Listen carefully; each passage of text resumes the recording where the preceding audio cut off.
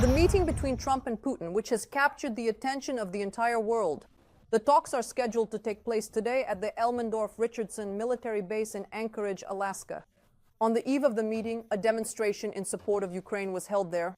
Although Alaska is considered a so-called red state, meaning the majority here votes for Trump, hundreds of people came out with blue and yellow flags and posters to protest against Russian aggression and the American president's flirtation with Putin. How did the rally go, and what can we expect from the talks? Yana Slesarchuk will tell you more. We absolutely need to stand in solidarity with the people of Ukraine. Giving Ukraine to Putin is like giving Czechoslovakia to Hitler, read one of the posters.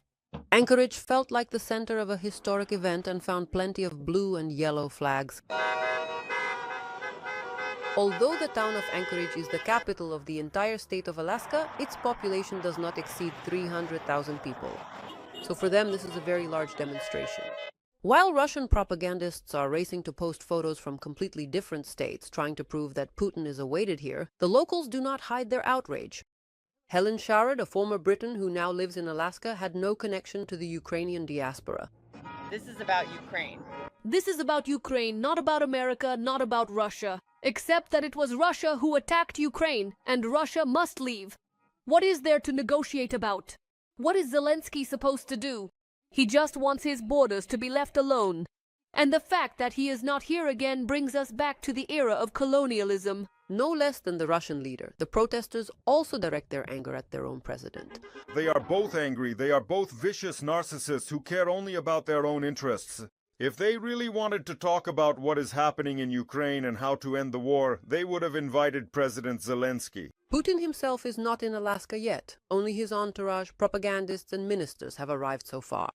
Sergei Lavrov, the long-standing head of the Russian Foreign Ministry, arrived wearing a hoodie with USSR written across the chest.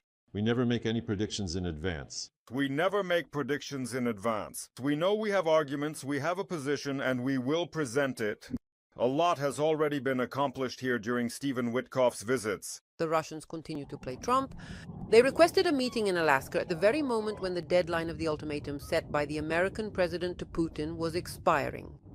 Analyst Vadim Denisenko is convinced, no matter what the Kremlin leader says, he needs the sanctions to be lifted, and quickly at that.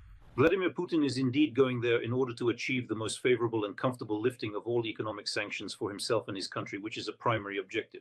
The fact is that the Russian economy is in a pre-recession state, and we can clearly understand that if the sanctions are not lifted from the Russian Federation at this point, then 2026 will mark the beginning of a very deep, very serious recession for the Russian economy.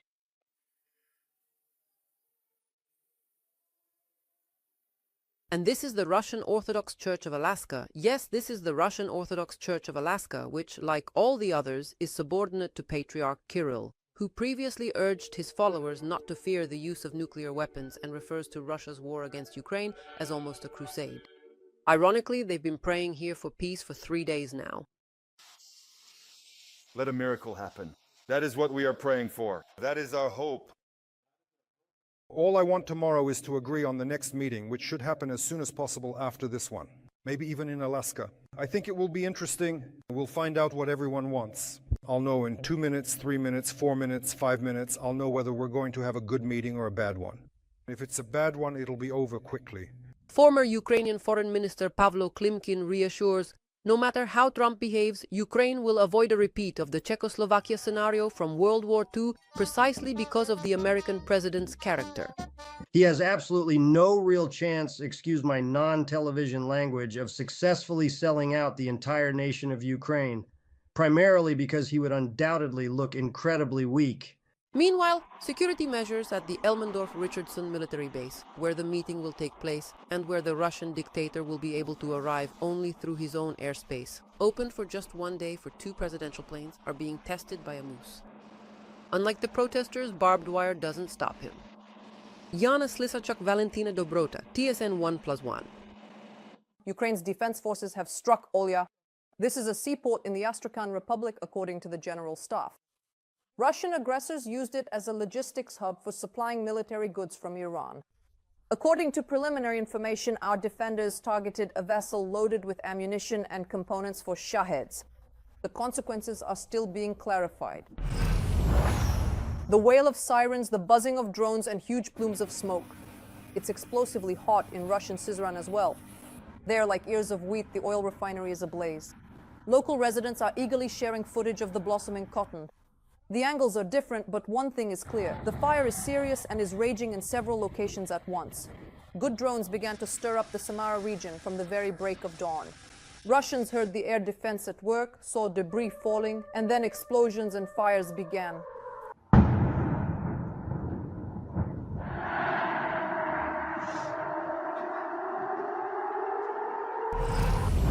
Painful blows to Russia's wallet. The General Staff has calculated the losses suffered by Russia from the shelling of its critical infrastructure. Since the beginning of 2025, the corresponding amount has already reached 4% of GDP on an annual basis, which is more than $74 billion. Moreover, every 10th attack took place at a distance of over 1,000 kilometers from our border. This refers in particular to oil refineries, storage facilities, oil pumping stations, terminals, and ports.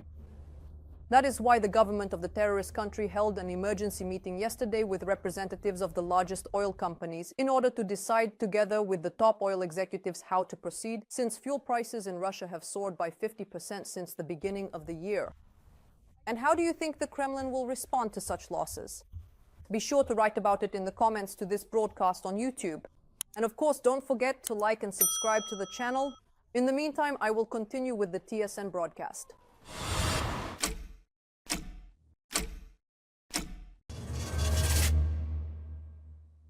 What will Plan B be? President Zelensky discussed security guarantees for Ukraine with British Prime Minister Starmer in case Donald Trump fails to persuade Putin to agree to a ceasefire tomorrow at the talks in Anchorage.